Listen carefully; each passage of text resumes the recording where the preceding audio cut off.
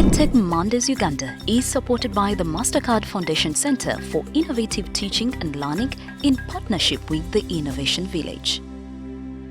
I'll go to you, John Paul, and as someone who works for UNHCR, I do believe you have several facts that anyone would like to know about. But I'm going to walk into the direction of the need for education in resource-constrained facilities like refugee settlements or even camps.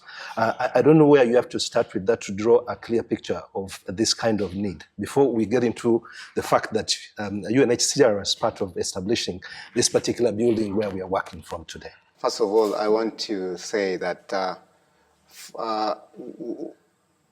before you do anything to provide services like digitizing a place or digitizing a school, you need to put in mind that they need to have this hardware. That hardware that you have to talk about, it is the power.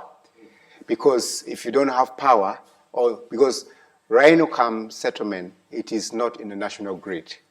GRTR is not on the national grid. So when we collaborated with Enabel, they provided power so that the out-of-school youth should have power here. Now, we have different platforms. Like, I would give an example like Colibri, which we actually did we installed in these computers as a server, so that the out-of-school youth can be able to access content. Before you know it, before you do it, you need to have the power to power out all these devices. We're doing mobile digital skilling for out of school. All these areas that you go with, we have designed a mobile power unit that will move with it and then be able to give, youth can be able to access content, which are already there. They can access content. Some of the contents are already here in the laptop. They use the tablets. Now, in the areas that the content which are not there, they can be able to use also internet. They can be able to access this content. John Paul, we are talking about out-of-school learners, yes, who are into what turned out to be a settlement camp.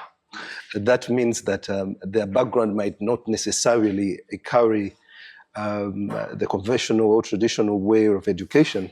And did you make an assessment to see what exactly they need, and will they be able to graduate to catch up with the standard of the children that we see in school who have a lot more advantages than the ones that might be here? I do believe they have their advantages, but case in point is there are some students who have a lot more advantages than the ones that we might find in the settlement. Yes, thank you, son. Like the approach we're using is we're providing alternative pathways. Now, you're providing alternative pathways. In school, it's a formal setting. Now, out of school, it is not. It's a non-formal setting, non-educational formal setting. So, the approach we're using, it is based on interest of the out of school. Because you can't bring something that they're not interested in. And looking at also the skill, is the skill going to be relevant that they can be able to get it, even though they are in the settlement, or they go back to their country of origin. But we have to follow set standard by the Ministry of Education and by the Ministry of Gender and Social Labor and Development, that they have to follow this system that it is actually said. Because if you only just look at that they will be able to only get this content, because first of all is when you take them through this skilling, what next?